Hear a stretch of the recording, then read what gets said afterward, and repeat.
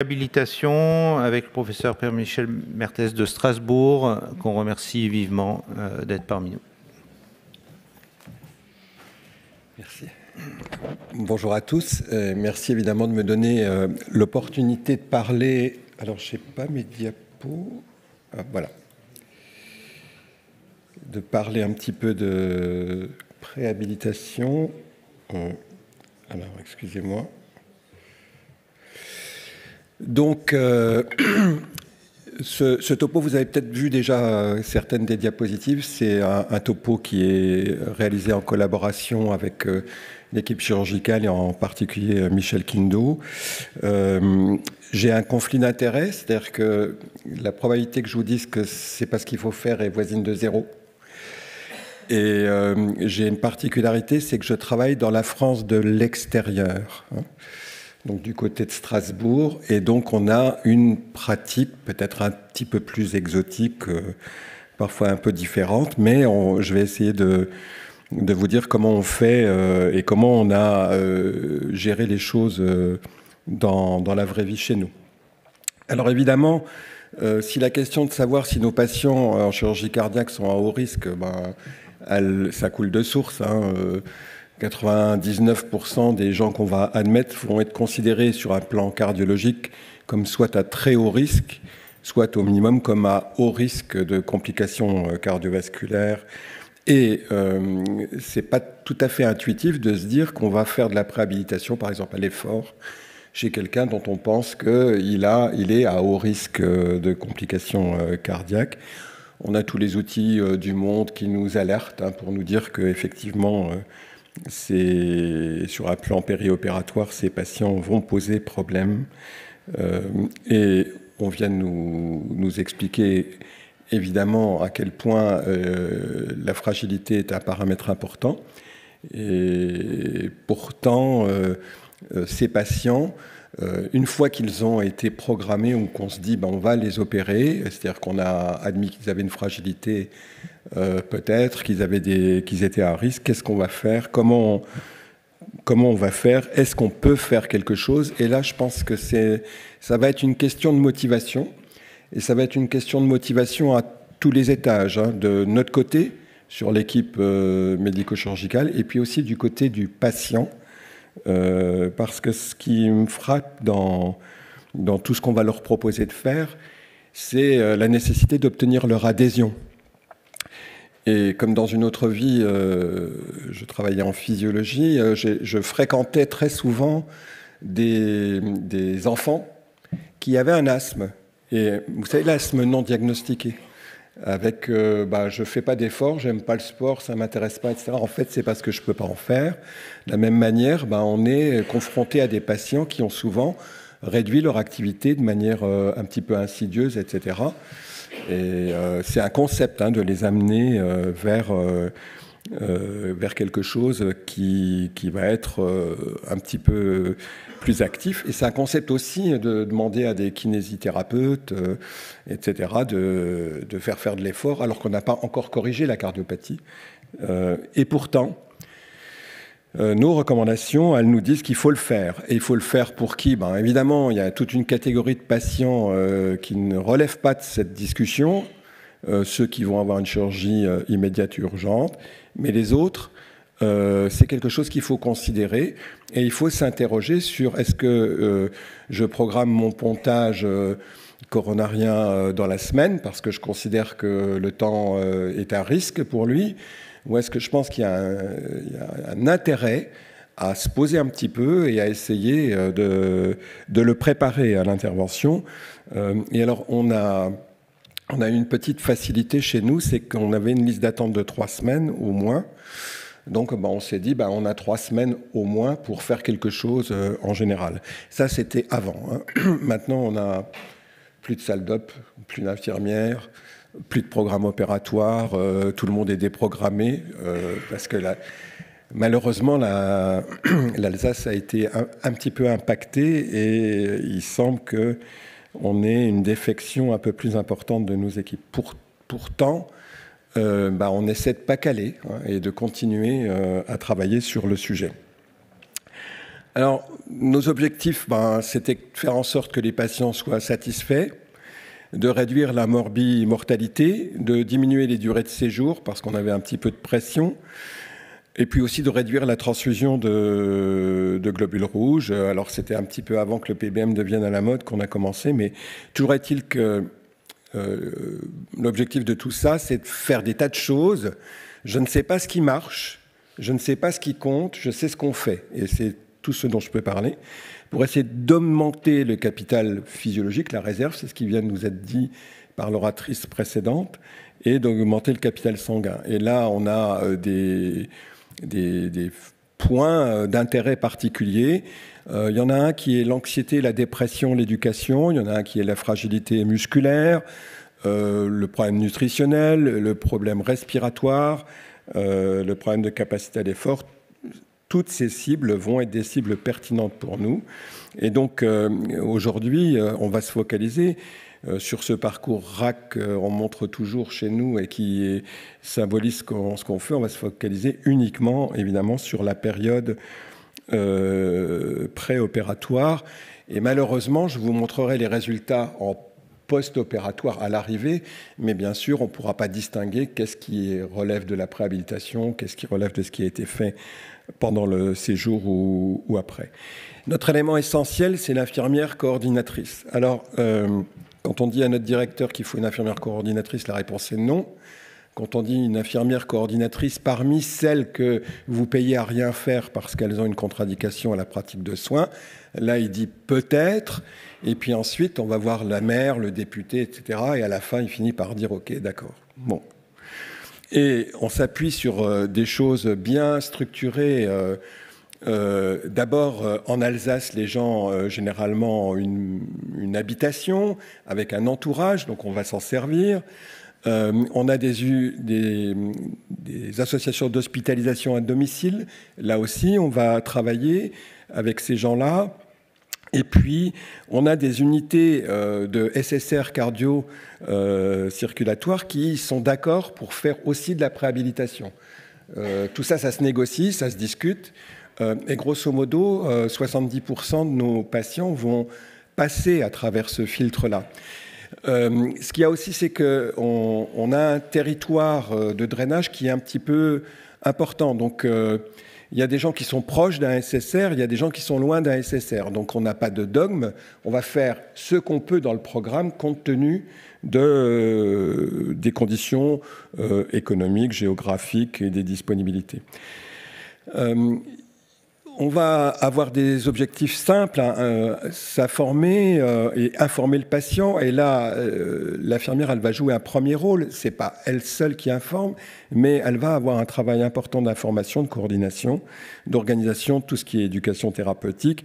Et c'est un contact régulier pour le patient, donc elle va être aussi un facteur déterminant de l'adhésion du patient avec les équipes. Mais bon, ça ne suffit pas, bien sûr. Mais si l'équipe chirurgicale n'est pas motivée, l'équipe d'anesthésie, de réanimation n'est pas motivée, si à chaque moment du parcours, on n'est pas en train d'essayer d'amener le patient dans ce parcours et de l'y maintenir, c'est relativement difficile. Et donc, évidemment, toutes les occasions où on croise ce patient sont des occasions importantes. La consultation chirurgicale, on s'arrange pour avoir un certain nombre d'informations au moment où le patient arrive. Pourquoi ? Parce qu'on sait que le taux d'opération de cette chirurgie, il est très élevé. C'est pas comme d'autres chirurgies. Donc, on fait des choses en amont pour que les gens arrivent avec un certain nombre d'examens biologiques, etc. Et pour qu'on puisse tout de suite leur parler de ce parcours de soins, de cette volonté. Et puis, bien sûr, il y a la consultation d'anesthésie, mais il y a des choses qu'on va faire en dehors de la consultation, en anticipation. Par exemple, le PBM, si le patient est opéré, on ne va pas attendre notre consultation d'anesthésie. On va engager tout de suite le programme, donc on va récupérer ces documents. Bien sûr, c'est nous qui allons le suivre, mais à chaque fois, on va essayer d'avancer, de gagner du temps. Et puis, l'objectif à la fin, c'est d'optimiser le parcours et de s'adapter à la situation locale. Alors, Si on pense éducation, on sait déjà que c'est quelque chose d'important. Les recommandations nous l'ont dit, pas de problème. Ça réduit l'anxiété et on peut faire des choses simples. Alors évidemment, ça commence par une petite checklist, un petit livret d'informations, etc. Mais ça ne suffit pas, hein. Il faut aussi accompagner ça et parler un petit peu aux gens. Et puis, il y a d'autres choses qu'on peut faire. Alors là, c'est dépendant de ce que vous avez envie de faire. La sophrologie, de l'hypnose, la musicothérapie. Par exemple, nous, on fait de l'hypnose. Donc, vous voyez, dans cette petite série de patients qui ne sont pas encore publiés, on fait de l'hypnose pour conditionner les gens, pour les relaxer à l'anxiété. Alors, on a appris. Hein. Au départ, on s'est dit, bon, on va faire de l'hypnose en salle d'op, ou en pré-salle, ça ne marche pas du tout. On ne connaissait rien à l'hypnose. Hein. Donc, l'hypnose, il faut entrer dans la transe, puis il faut sortir de la transe. Et donc, on a nos casques, et les gens, à 6 h du matin, ils ont le casque. Et puis, ils ont le casque éventuellement à 11 h s'ils vont passer l'après-midi ou des choses comme ça. Mais on essaie de les préparer, et ça a un impact. Ça réduit vraiment leur anxiété, par exemple. Et puis, on a toute cette stratégie de collecte d'examens tout à fait anticipée. Et alors, on a une population, vous le savez, un petit peu particulière. En Alsace, on mange bien. Donc, vous comptez plus 20 kilos par rapport à ce que vous avez l'habitude de voir. Bon, c'est comme ça. Donc, on nous dit HbA1c pour les diabétiques. Nous, on fait HbA1c pour tout le monde. Bon. Et puis, tous ces examens-là, ils arrivent avec le patient et la décision de je vais en PBM, je vais avoir besoin de discuter avec l'endocrinologue, etc. Tout ça se fait le plus vite possible. Le parcours de PO, vous connaissez le parcours de PO théorique, très bien. Il a été défini, il est publié par l'HAS, tout le monde doit s'y conformer. On a un parcours, nous, adapté un petit peu, qui a été fait avant. Donc celui-là, il est bien connu, pas de surprise, etc. Et puis il y a le parcours réel. Je vous montre quand même le parcours réel. Le parcours réel, c'est la première injection de fer et de PO, elle est faite préférentiellement en HDJ, parce que c'est un point de rencontre encore pour nous. Mais on a des gens qui sont à 150 km. Donc, on a dealé avec les HAD pour qu'elles acceptent de le faire, et elles le font. Et puis, évidemment, on a choisi de faire de l'EPO. On était assez convaincus. On n'a pas attendu l'HAS parce qu'en fait, on avait essayé de faire tout seul, ça ne marchait pas. Faire une seule injection d'EPO, ça ne marchait pas. Donc, on était déjà arrivé à quelque chose. Mais on n'arrive pas, nous, à faire le schéma HAS. Donc, on fait une deuxième injection d'EPO à J-14. Et puis avant, on avait notre bilan d'entrée, on le fait à J-5 et on fait la troisième injection d'EPO juste à l'arrivée du patient. Pourquoi aussi? Parce qu'on est un tout petit peu inquiet de la réponse éventuelle et on ne veut pas se retrouver à 15 grammes avec quelqu'un qui a une pathologie coronarienne. Alors, on a adapté, et une fois encore, je pense que les recos, c'est une chose, et puis après, il y a la réalité du tissu sur lequel on s'appuie. Et on va essayer de faire des choses comme ça. Et puis, pardon, j'ai oublié de vous le dire, les vitamines, ce n'est pas recommandé, mais alors en Alsace, si vous dites aux gens que vous n'allez pas leur donner de vitamines, ce n'est pas possible. Et comme on ne voit pas très bien le risque lié de donner des vitamines, et que quand même il y a une discussion de savoir si les folates, ça peut être intéressant quand on veut faire remonter le taux d'hémoglobine et donc produire des réticulocytes, nous on en donne. Voilà. C'est pas bien, je sais, mais c'est comme ça. Ensuite, il y a la nutrition. Donc là aussi, ça a bien été dit juste précédemment. Alors vous voyez par exemple, c'est ce groupe d'intervention où on fait de la nutrition en chirurgie cardiaque chez des patients un petit peu âgés. Ça semble améliorer les choses. Alors on est d'accord avec ça. Et puis là encore, en Alsace, si vous parlez de nutrition, tout le monde écoute. Pas de problème. Ça doit être pris dans le parcours de soins de n'importe quel malade. Chez nous, la première cause de plainte à l'hôpital, c'est la qualité des repas. peut-être que c'est pas comme ça chez vous, mais chez nous, on a des becs fins et ils trouvent que c'est dégoûtant. Et puis je mange la même chose pendant les gardes et donc je suis obligé de me commander d'horribles pizzas qui arrivent à moitié froides. Bon, peu importe. Il faut dépister les facteurs de risque de nutrition pour décider de l'intervention. C'est ce que tout le monde dit. Et il faut un contrôle métabolique du glucose. Ben, moi, je ne sais pas faire tout ça parfaitement bien parce que nous avons des diètes, ça c'est clair, mais le temps est un petit peu compté. Alors effectivement, dans notre protocole, on a mis dépistage systématique. Et puis on a mis une information, explication aux gens de comment on doit faire avec le calcul, etc. On a été réglo. Et puis après, il y a ce qu'on a fait dans la vraie vie, qui n'est pas tout à fait pareil. Eh ben, c'est que dans la vraie vie, on a dit, on va proposer la supplémentation à tout le monde pendant 8 jours. Ce qui réduit un petit peu le coût du dépistage biologique. Et à ce moment-là, la diète, elle a un message simple, elle essaie d'analyser, elle nous prévient s'il y a vraiment un malade à risque particulier, sinon les autres, c'est un petit peu difficile. Et puis vous voyez, on ne s'est pas arrêté au folate, c'est très apprécié chez nous de mettre de la vitamine D. J'ai un chirurgien qui croit à la vitamine D. Moi, je pense que ça ne peut pas faire de mal, la vitamine D, et que ça lui fait du bien. Donc, il y a de la vitamine D pour tout le monde. Puis la vitamine C, qui ne sert à rien, on la met quand même. Parce que là, nos malades, eux, ils mangent de la vitamine C depuis des années. Et quand on leur dit, tu ne vas pas aller payer ton Bion 3 à la pharmacie, on va te le donner, ça augmente l'adhésion au protocole. Non, mais c'est vrai, ça a l'air de rien, mais ça marche. Pour le syndrome métabolique, on a un petit problème. Évidemment, si les gens sont hors des clous, c'est difficile de dire, comme la recommandation nous y invite, on va d'abord les ramener dans les clous avant de les opérer. Donc ce qu'on fait, c'est qu'on les dose, on les cible et on les met en contact avec le service de diabéto le plus vite possible avant l'opération et aussi pour après l'opération. Mais on ne décale pas. Donc voilà, pour être honnête. Puis le sevrage tabagique, on le propose pour tout le monde, on suit les recos habituels, on ne fait rien de bien particulier, si ce n'est de s'appuyer sur les tabacologues qui sont dans le service.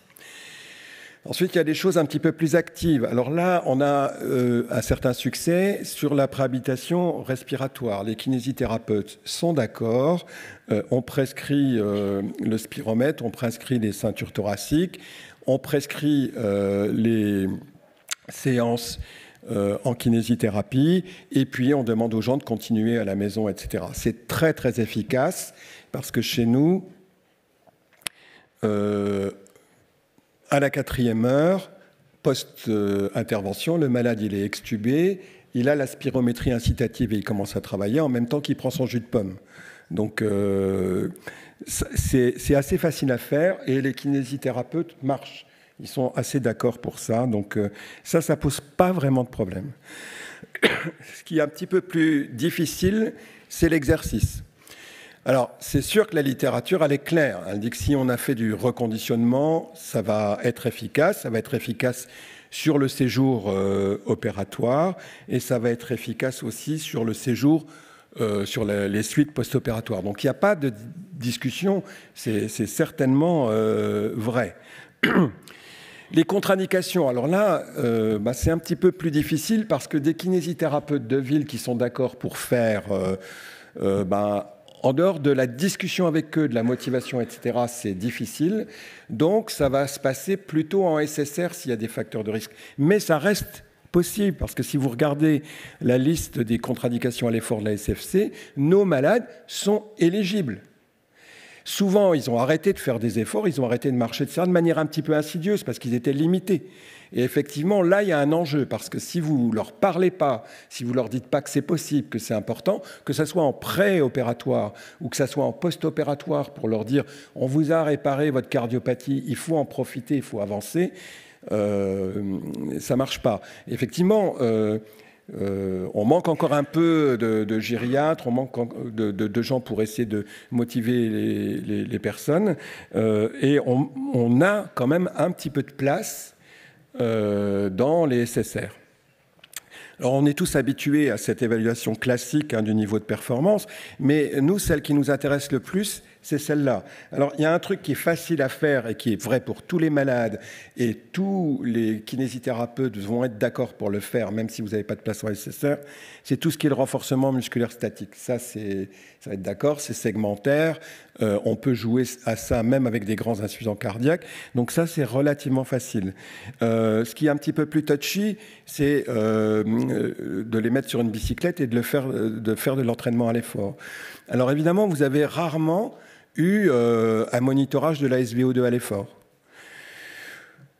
Ça peut, mais c'est pas toujours facile. Mais il y a une autre façon de faire pour être sur le premier palier d'adaptation ventilatoire, c'est 50 à 55% de la fréquence maximale théorique. Donc même si vous n'avez pas eu l'évaluation typique du malade en SVO2, vous pouvez choisir ça comme cible.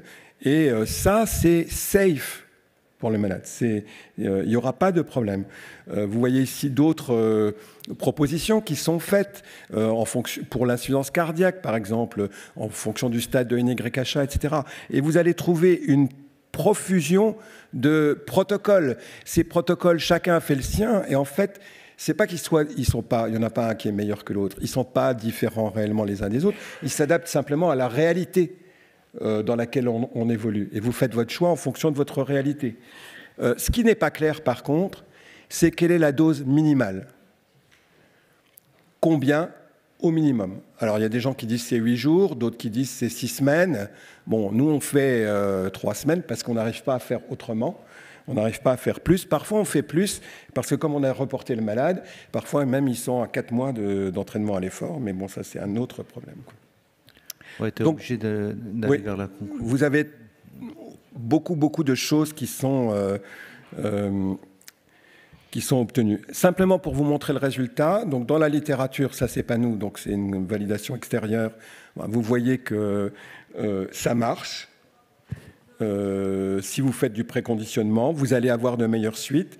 Et ici, les résultats, alors je vous présente que les valves parce que c'est ce qu'on a publié, mais les pontages, c'est en cours de revue, donc je ne vous montre pas aujourd'hui, mais on a des résultats satisfaisants. Vous voyez deux groupes comparés de 259 malades. Alors évidemment, c'est rétrospectif parce qu'on n'a pas arrêté de faire de l'ARAC une fois qu'on avait commencé, et sur l'ensemble des paramètres en dehors de la mortalité, du bien-être, de la performance, de la longueur de soins, on a des résultats qui sont positifs.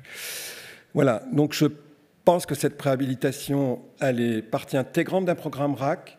Il faut avoir un chef d'orchestre pour la faire, il faut une coopération de tous les acteurs, et il faut essayer d'avoir une adhésion aussi bien de l'équipe que des patients, et je vous remercie pour votre attention.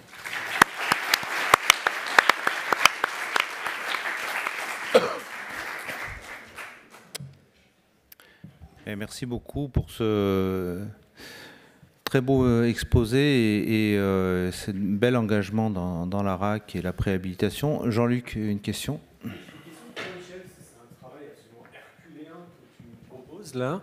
Et donc, quand on souhaite démarrer l'implémentation des recos, comme on souhaite le faire à Lyon, par exemple, et qu'on part de zéro ou quasiment de zéro, qu'est-ce que tu nous conseilles de faire en premier et combien de temps il va nous falloir pour arriver à quelque chose d'un peu sensible, sans arriver aussi loin que là où vous en êtes ?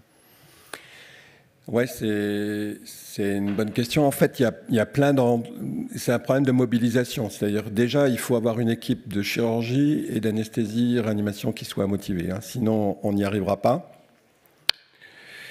Nous, on a fait plusieurs volets d'impact. Le premier qui était sur la préhabilitation, ça a été de travailler sur la respiration et sur la nutrition. Et puis de rechercher des endroits où on pourrait faire de l'effort, et ça, c'est ce qui a pris le plus de temps. Donc on a commencé par respiratoire, nutrition, désinfection, etc. Et le tabac. Mais ça, c'était facile. C'est l'effort qui a été le plus dur. Au bloc opératoire, ça pose pas de problème. C'est assez facile à faire, c'est juste de la bonne anesthésie-réanimation. Deuxième chose qu'on a faite, c'est le programme de PBM. Et là, bon, on a commencé il y a longtemps. Hein. Donc, on a commencé comme tout le monde en faisant du fer, et puis on a avancé en marchant et en s'apercevant que ça ne suffisait pas. Et donc, on a débuté avec un hôpital de jour. Ça, c'est le plus facile. Mais l'hôpital de jour, ça couvrait 50% de nos patients parce qu'avec les distances, il y en a qui ne pouvaient pas venir. Et la négociation ensuite avec les hospitalisations à domicile a permis d'élargir la fraction. Donc aujourd'hui, on doit être à 70-80% de patients qui entrent dans le programme, pour être honnête. Ce qui n'est pas 100%, je pense qu'on n'ira pas à 100%. Et puis après, le post-opératoire, là aussi, on a fait... Alors, ce qui a été un gros moteur pour accélérer tout ça, c'était la pénurie de lits, les restrictions, parce qu'on travaillait plein pot et on était trop petits. Donc, on avait besoin d'augmenter notre turnover. Donc, on a l'équipe de réanimation, là où je travaille le plus, était très motivée pour aller vite et convaincue que c'était faisable. Donc, retraite de rein en moins de 24 heures, etc. Si on n'a pas ça, on ne peut pas vraiment accélérer. Mais bon, je pense que première chose, c'est un hôpital de jour, une infirmière de coordination. Première chose pour moi. Olivier, tu avais une question? Tu avais levé le... Alors, on a quelques minutes. Hein. Non, moi, j'avais une question pour convaincre les cardiologues du réentraînement avant les chirurgies cardiaques. Surtout, les comptes rendus que nous, on a à Lyon, en fait, c'était surtout ne pas faire d'activité physique. Actuellement, là. Alors, quand nous, on demande... quand on veut parler aux patients, c'est compliqué parce que le cardiologue a dit surtout ne faites rien. C'est pour ça que je vous ai montré les recos de leur société, disant que c'est faisable. Parce que quand vous regardez la liste des exclusions à l'effort en cardiologie, elle est pas si grande que ça. Il y a une part de malades qui peuvent. Alors évidemment, le RAC syncopal, c'est non, hein, on est d'accord. Il n'y a pas de problème. Mais chez nous, ils étaient plutôt... ça n'a pas été un frein, quoi. Alors après, on est un petit peu aidé, hein, parce que comme il n'y a qu'un centre de chirurgie cardiaque et qu'il y a une liste d'attente, quand il n'y a pas de compétition, les gens, ils apprennent qu'en fait, un malade, de toute façon, il sera opéré dans 3 semaines, donc peut-être qu'on ne va pas rester les bras croisés. Sinon, c'est la facilité de dire ne faites rien, mettez-vous au repos, etc. C'est la facilité. Par contre... effectivement, si vous êtes sur un coronarien à haut risque, hein, ce qui va être le cas, nous, on préfère que ça soit sur ASSR avec un patient monitoré. Et donc, ça ne va pas être possible pour tous les malades. En tous les cas, aujourd'hui, pour nous, ce n'est pas possible pour tous les malades. Nadir, une dernière question? Oui, une dernière question très rapide. Merci beaucoup pour la présentation. Moi, je ne m'occupe pas de cette extrémité des âges, je m'occupe plus de l'autre extrême. Et le parallèle est vrai sur le neurodéveloppement et la réhabilitation post-opératoire des nouveau-nés, où on implique bien naturellement les parents et on les prépare à tout ça. Je n'ai pas vu justement dans cette préparation l'implication des proches, ou voire même, ça reste assez difficile, mais le fait de les repérer, de les impliquer en termes de préparation et même de suivi, ou voire même les institutions, s'il y a des patients qui sont en institution également. Oui, on est en Alsace, nous. Hein. Donc les coronariens, c'est des garçons, ils viennent avec leur épouse qui commande, et donc elle est obligatoirement associée à toute la discussion. Et effectivement, on a un nombre important de patients qui ne pourront pas aller dans un centre de rééducation, et donc on explique à l'entourage les exercices statiques. Et le minimum, c'est au moins d'avoir des exercices statiques, parce que même si ça ne fait pas grand-chose sur la capacité d'effort, ça fait quelque chose pour la tête. Enfin, je pense. Et donc, mais ça, c'est assez facile. Effectivement, l'entourage est mis à contribution. Mais bon, une fois encore, je ne sais pas comment ça se passe en France de l'intérieur, quoi.